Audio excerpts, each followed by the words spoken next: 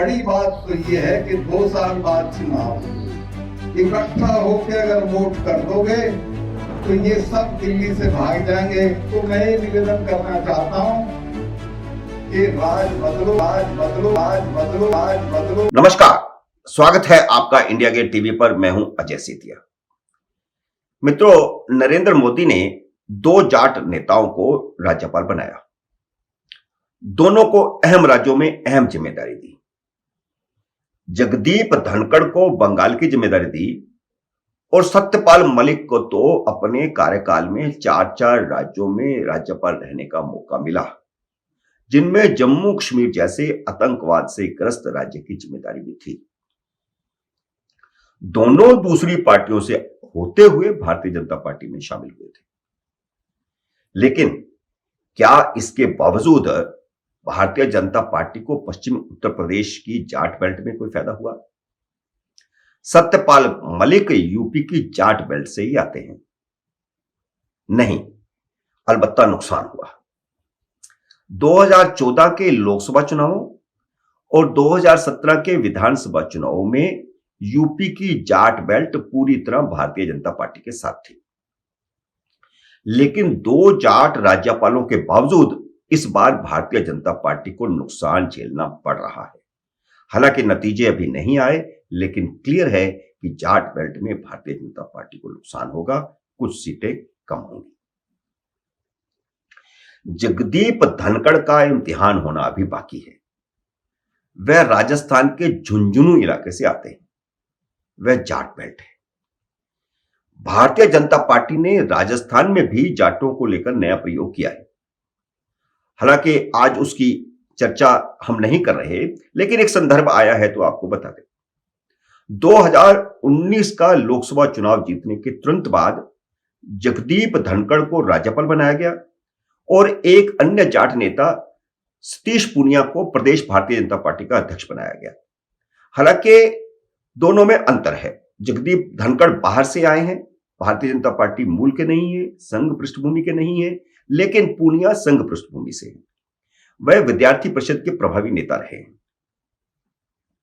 सत्यपाल मलिक का तो साफ है कि सितंबर में राज्यपाल पद से मुक्त होने के बाद भारतीय जनता पार्टी और मोदी सरकार उनसे कोई वास्ता नहीं रखेगी।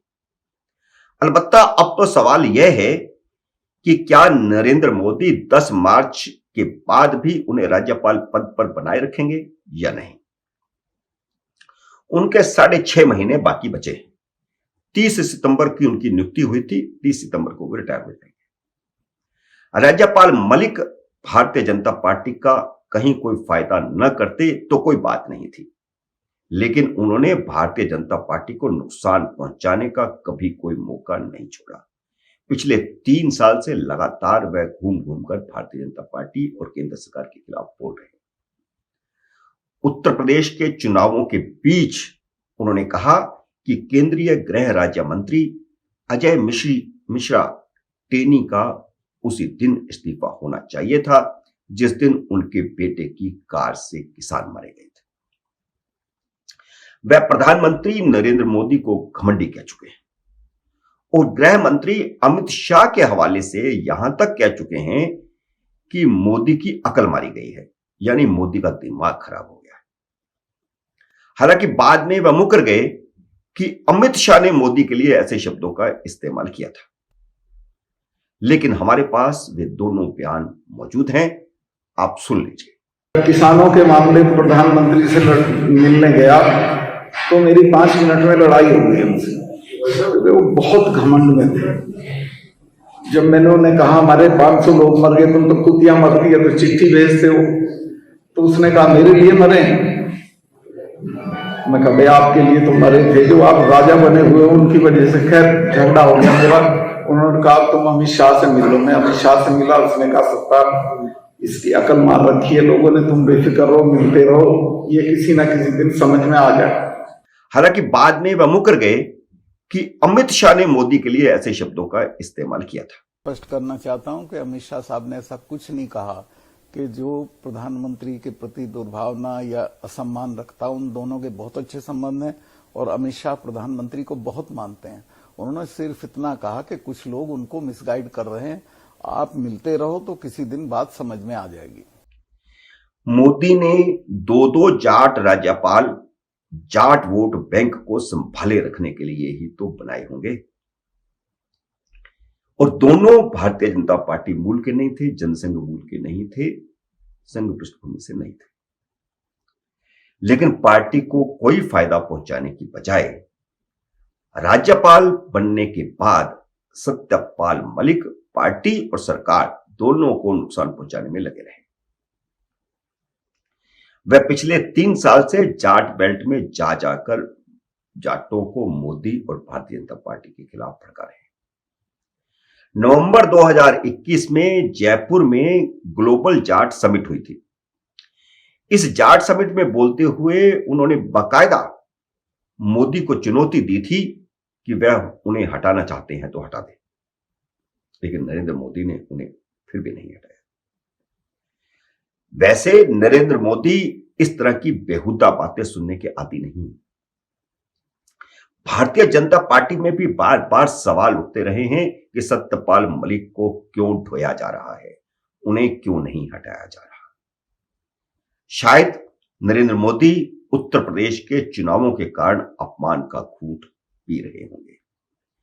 उन्हें राज्यपाल बनवाने में जिन 2-3 लोगों की अहम भूमिका थी, उनमें अरुण जेटली भी प्रमुख थे। उनका देहांत हो चुका है। अरुण जेटली ने ही किरण बेदी को भी उपराज्यपाल बनवाया था। दोनों बाद में मोदी का सिरदर्द बने। अब उनका ताजा बयान, सत्यपाल मलिक का ताजा बयान विधानसभा चुनाव नतीजों से ठीक पहले आया है, जिसमें उन्होंने कहा है कि मोदी ने न्यूनतम समर्थन मूल्य पर इसलिए कानून नहीं बनवाया क्योंकि वह अपने उद्योगपति मित्रों को फायदा पहुंचाना चाहते हैं। हरियाणा के जाट मूल जींद इलाके में एक खाप पंचायत में बोलते हुए मलिक ने कहा कि कृषि कानून पास होने से पहले मोदी के एक मित्र ने पानीपत के पास 50 एकड़ जमीन पर एक गोदाम बना लिया है। वह किसानों से सस्ते में अनाज खरीदकर महंगे में बेचना चाहता है, इसलिए नरेंद्र मोदी न्यूनतम समर्थन मूल्य का कानून नहीं बना रहे। किसी का नुकसान होता है एमएसपी लागू हो जाने से। जिन्हें एमएसपी से किसानों की जो डिस्ट्रेस सेल है वो चाहिए, और किसानों को कम दाम पे उनका माल खरीद के फिर बड़े दाम पे बेचने के लिए जो बैठ गए बाजार में। एक अडानी का तो 500 एकड़ में गोदाम बन गया उसमें पानीपत में, जब तक पार्लियामेंट में कानून भी पास नहीं हुआ। अब संवैधानिक पद पर बैठे हुए, संवैधानिक पद पर रहते हुए उन्होंने 2024 में मोदी सरकार को उखाड़ फेंकने का आह्वान किया है। बड़ी बात तो यह है कि 2 साल बाद चुनाव इकट्ठा होकर अगर वोट कर दोगे तो ये सब दिल्ली से भाग जाएंगे, किसानों का राज होगा, किसी से कुछ मांगने की जरूरत नहीं होगी। अभी यूपी में जो इलेक्शन हुआ उसका नतीजा नहीं आया है, पर मैं पश्चिमी यूपी का बता रहा हूं, जहां मैं घूमा हूं इस सवाल को लेके।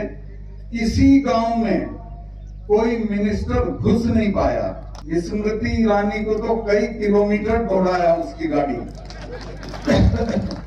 तो मैं ये निवेदन करना चाहता हूं कि राज बदलो।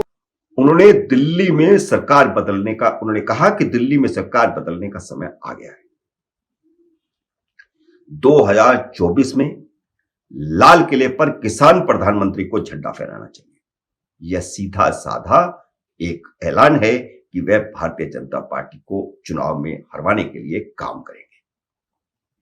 इतना ही नहीं, उन्होंने यह भी कह दिया है कि 6 महीने बाद जब उनका राज्यपाल का कार्यकाल खत्म हो जाएगा तो वह सारे भारत में मोदी सरकार के खिलाफ अलख जगाएंगे, किसानों को एकजुट करेंगे, प्रचार करेंगे और यह कहेंगे कि दिल्ली की सत्ता को बदल दो, दिल्ली में भारतीय जनता पार्टी को हरा दो, केंद्र में दूसरी सरकार आनी चाहिए।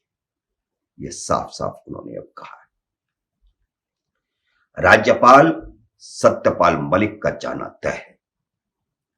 लेकिन जाटों को सही संदेश देने के लिए मोदी उनकी जगह पर किसी अन्य जाट नेता को राज्यपाल बना सकते हैं। सत्यपाल मलिक का जाटों में कोई प्रभाव कभी नहीं था।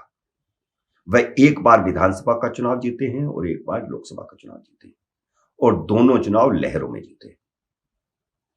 1996 के लोकसभा चुनाव में वह समाजवादी पार्टी की टिकट पर जाट बेल्ट में ही बुरी तरह हारे थे। चौथे नंबर पर आए थे, जमानत मुश्किल से बची थी। समाजवादी पार्टी को तो छोड़िए, 2004 में वह भारतीय जनता पार्टी में शामिल हो चुके थे और भारतीय जनता पार्टी की टिकट पर भी नहीं जीत पाए थे। बाद में भाजपा ने उन्हें संगठन में कई अहम जिम्मेदारियां देकर उनका सम्मान किया। पहले उन्हें उत्तर प्रदेश में भाजपा का उपाध्यक्ष बनाया गया, फिर उन्हें दिल्ली लाकर के किसान मोर्चा का राष्ट्रीय अध्यक्ष बनाया गया, और फिर उन्हें पार्टी का राष्ट्रीय उपाध्यक्ष तक बनाया गया। जब उन्हें राज्यपाल बनाया गया था तब वह भारतीय जनता पार्टी के राष्ट्रीय उपाध्यक्ष थे, और अब उसी भारतीय जनता पार्टी की जड़ों में मट्ठा डाल रहे हैं। इसलिए अब उनकी विदाई का समय आ गया है। मित्रों, उम्मीद है मेरा यह वीडियो आपको पसंद आया होगा। मेरे वीडियो को शेयर कीजिए, लाइक कीजिए, और अगर आपने सब्सक्राइब नहीं किया तो मेरे चैनल को सब्सक्राइब कीजिए और घंटी का बटन भी दबाइए, ताकि जैसे ही नया वीडियो आए आपको सूचना आए। नए वीडियो का करिए इंतजार। तब तक नमस्कार।